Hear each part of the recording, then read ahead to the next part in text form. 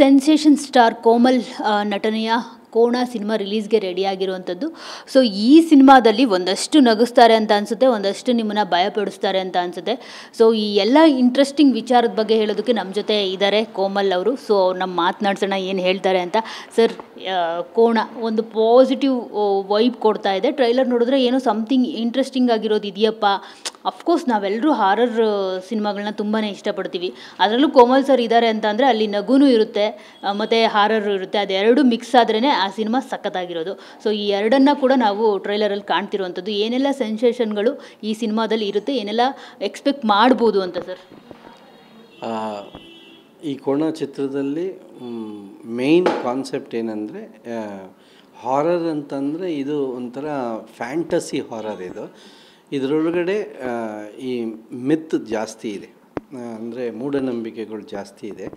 ಅದರೊಳಗಡೆ ನನಗೆ ಹೆಂಗೆ ಕನೆಕ್ಟ್ ಆಗುತ್ತೆ ಮತ್ತು ನಾನು ಎಲ್ಲಿ ಚೇಂಜ್ ಓವರ್ ಕೊಡ್ತೀನಿ ಆ ಭಾಗದಿಂದ ಪಿಕ್ಚರು ತುಂಬ ಕ್ಯೂರಿಯಾಸಿಟಿ ಬರುತ್ತೆ. ಸೊ ಬಹುಶಃ ಪ್ರತಿಯೊಬ್ಬರು ಆರ್ಟಿಸ್ಟ್ಗಳಿಗೆ ಆಸೆ ಪಡ್ತಾರೆ. ಈಗ ನಾನು ಎಲ್ಲ ಕುನಿ ಮಾಡಿದಾಗ ಆ ಥರ ಪಾತ್ರ ನಮಗೆ ಯಾಕೆ ಸಿಕ್ಕಲಿಲ್ಲ ಅಂದರೆ, ಯಾಕಂದರೆ ನಾನು ದಿಟ್ಟು ಎಲ್ಲ ಕುಣಿಯಲ್ಲಿ ವಜ್ರಮುನಿಯವ್ರ ಥರನೇ ಕಾಣಿಸಿದ್ದು ಎಲ್ಲರಿಗೂ ಶಾಕ್. ಯಾಕಂದರೆ ನಾನು ಆ ಥರ ಕಾಣ್ತೀನೋ ಇಲ್ಲೋ ಗೊತ್ತಿಲ್ಲ, ಬಟ್ ಅಲ್ಲಿ ಸ್ಕ್ರೀನ್ ಮೇಲೆ ಕಾಣಿಸ್ಬಿಟ್ಟೆ.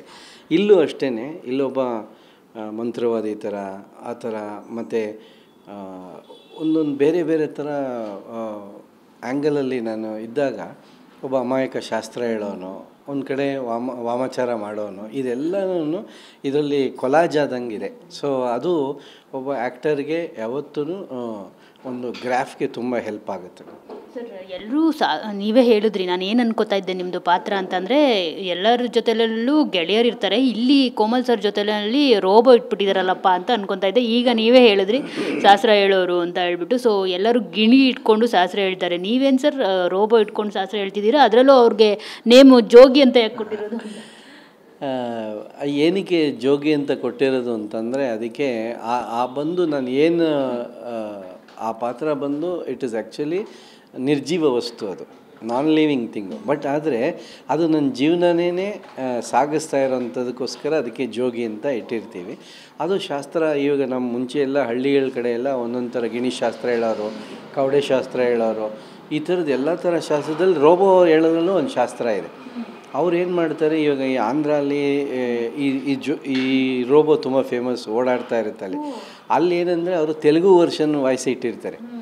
ಇಲ್ಲಿ ಬಂದಾಗ ಕರ್ನಾಟಕಕ್ಕೆ ಬಂದಾಗ ಕನ್ನಡ ವಾಯ್ಸಲ್ಲಿ ಹಾಕ್ತಾರೆ. ರ್ಯಾಂಡಮ್ಮಾಗಿ ಯಾರಾದರೂ ಕಿವಿಲಿ ಇಟ್ಕೊಂಡು ಕೇಳ್ಕೊಂಡಾಗ ನಿಮಗೆ ಇದು ಇನ್ನೊಂದು 15 ದಿನದಲ್ಲಿ ಒಳ್ಳೆಯದಾಗತ್ತೆ ಅದು ಸುಮ್ಮನೆ ಒಂದು ವೇಗಾಗಿ ಒಂದು ಆನ್ಸರ್ ಬರುತ್ತೆ.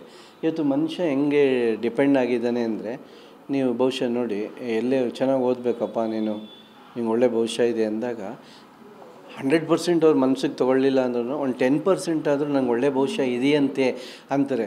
ನೀನು ಹಾಳಾಗಿ ಹೋಗ್ತೀಯಪ್ಪ, ನೀನು ವೇಸ್ಟು, ನೀನು ಅಷ್ಟೇ, ನೀನು ಶೆಡ್ ನೀನು ಅಂತಂದರೆ ಯಾರಿಗೆ ಹೆದರಿಕೆ ಆಗಲ್ಲ. ಸೊ ಇದು ಒಂದು ಇನ್ಸ್ಟ್ರೂಮೆಂಟು. ಇದರಲ್ಲಿ ಯಾವಾಗ ಹಾಕಿದ್ರೂ ಒಂದು 70% ಪಾಸಿಟಿವ್ ಆಗಿ ಹೇಳಿ 30% ನೆಗೆಟಿವ್ ಆಗಿ ಹೇಳುತ್ತೆ. ಹುಷಾರಾಗಿ ಓಡಾಡಬೇಕು, ನೀರಿನಲ್ಲಿ ಗಂಡಾಂತರ ಇದೆ, ಅದಕ್ಕೆ ನೀರಿನಲ್ಲಿ ಇಳಿಬೇಕಾದ್ರೆ ಜೋಪಾನ ಅಂದಾಗ ಅವನು ಮೈಂಡ್ ರಿಜಿಸ್ಟರ್ ಆಗುತ್ತೆ. ಇನ್ಮೇಲೆ ನೀರಲ್ಲಿ ಇಳಿಬೇಕಾದ್ರೆ ನಿಧಾನಾಗಿ ಇಳಿಬೇಕು ಅಂತ. ಅಕಸ್ಮಾತ್ ಅವನಿಗೆ ಅಪ್ಪಿತಪ್ಪಿ ಅದನ್ನೇ ಮೈಂಡಲ್ಲಿ ಇಟ್ಕೊಂಡು ಹೋಗ್ಬಿಟ್ಟು ಅವ್ನು ಜಾರ್ ಬಿದ್ದೋಗ್ಬಿಟ್ಟು ಅಯ್ಯೋ ಅವತ್ತು ನಮ್ಮ ಮುಂದೆ ರೋಬೋ ಹೇಳಿತ್ತು ಅಂತ. ಸಿಗ್ಮಂಡ್ ಫ್ರಾಯ್ಡ್ ಅವರು ಇದನ್ನ already this are all the fault of the mind ಅಂತ ಹೇಳ್ತಾರೆ. ಅಂದರೆ ಮೈಂಡಲ್ಲಿ ಪ್ರೀ ಲೋಡೆಡ್ ವರ್ಷನ್ ಇರುತ್ತೆ, ಅದು ನಮ್ಗೆ ಆದಾಗ ಅಯ್ಯೋ ಅವತ್ತು ಹೇಳಿತ್ತು ಅಂತ. ಸೊ ಒಳ್ಳೆಯದು ಅಷ್ಟೇ, ನಿಂಗೆ ಒಳ್ಳೇದಾಗುತ್ತೆ ಹೋಗಪ್ಪ ಅಂತ ಅಂದಾಗ ಎಲ್ಲೊಂದು ಕಡೆ ಒಳ್ಳೆಯದಾಗ ಆ ಜೋಗಿ ಹೇಳಿತ್ತು ಒಳ್ಳೆಯದಾಯಿತು ಅಂತ. So it is only brain stimulators ಅಂತ ಕರಿಬೋದು ಇದನ್ನು.